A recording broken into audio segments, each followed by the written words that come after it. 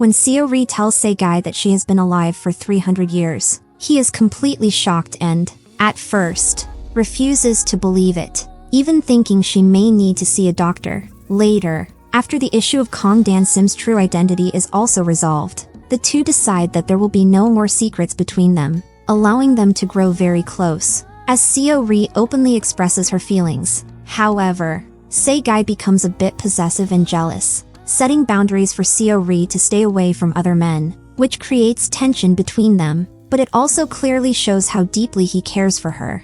Seo-ri and Se-gai are enjoying a cable car ride toward Namsan Tower, sharing light and happy moments as they grow closer. Everything feels calm and sweet until Seo-ri suddenly gets scared, worrying that the cable car might fall, and quickly asks to get off. Se-gai tries to comfort her and tell her everything is safe, but in her panic, she accidentally taps his forehead.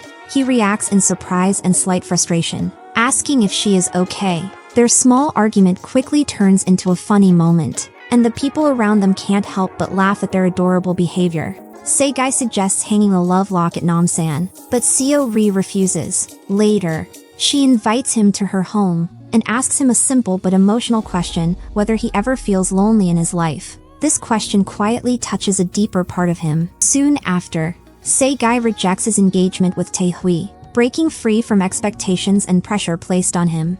Later, Seo-ri visits her grandmother and makes a strong promise that from now on, she will truly live her life and smile more. On her way, she buys apples and starts distributing them to people. But things take a bad turn when her manager discovers that the apples are actually spoiled, meaning she has been scammed. Even after this disappointment, Seo-ri refuses to give up. Instead of breaking down, she decides to turn the situation around by making candied apples, showing her strong and positive attitude.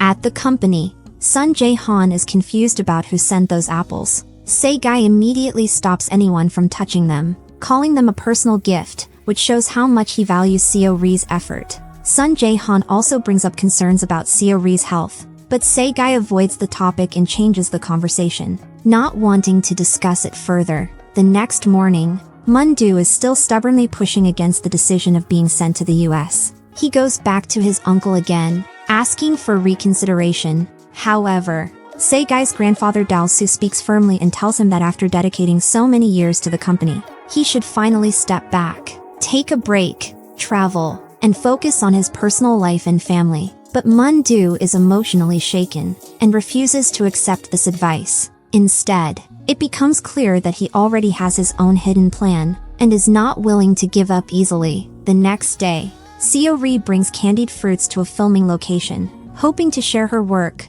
but the people there reject her efforts. She feels disappointed, but still refuses to give up. At the same time, a rival pushes her to fire her manager, but she strongly refuses, showing her loyalty. Inside the company, tensions rise even more. Mandu is under heavy pressure, and Se-gai finally confronts him face to face. Their argument becomes intense, and Mandu boldly declares that he will not go to the United States, no matter what. Sun Jae-han then informs Dalsu that Se-gai has officially taken control of the position. Around the same time, Seo-ri is in a panic as she searches everywhere for her missing grandmother, but what she finds instead shakes her completely. A land deal document reveals that Mandu has quietly taken advantage of her grandmother's confused condition, pushing her into an agreement she may not have truly understood. The truth hits Seo-ri hard, turning her worry into anger and heartbreak in an instant. Before things can spiral further, Se-gai steps in and confronts Mandu,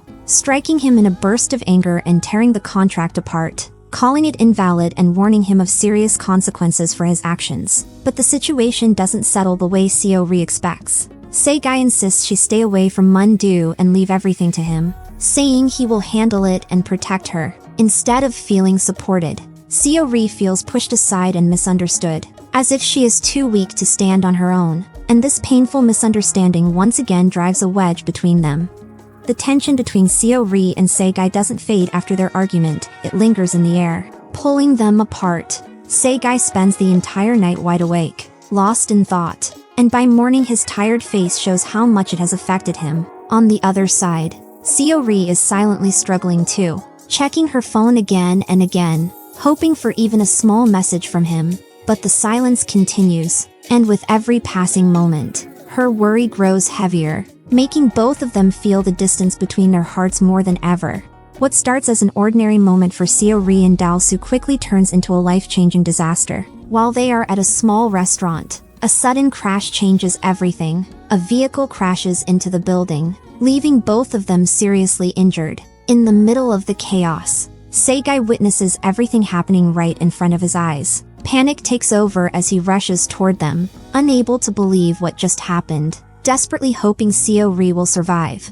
After the chairman's unexpected accident, the entire company falls into confusion. No one is in control, and tension spreads everywhere. In the middle of this chaos, Mandu quietly makes his move. While everyone is distracted by the crisis, he takes advantage of the situation and rises to power. Soon, he shockingly steps into the role of chairman, leaving everyone stunned. As he prepares to address the company as its new leader, Sae-gai's troubles only grow darker when police suddenly arrive with questions about a mysterious death. He is pulled into a situation he never expected, and struggles to defend himself as suspicion begins to surround him. At the same time, another crisis hits his life. His brand Dynasty comes under fire after a product controversy spreads rapidly. With sales banned and public trust collapsing, Sae-gai finds himself trapped between serious trouble and business ruin, fighting to hold everything together. In an unexpected twist, Kang Dan-sim wakes up in the Joseon era, completely disoriented and unsure if what she is seeing is real. Nothing around her feels familiar, and she is forced to question how she ended up in a completely different time. As she tries to survive this strange reality, a deeper mystery builds. Will Seo-ri ever return to her original body? Or has fate already changed her story forever?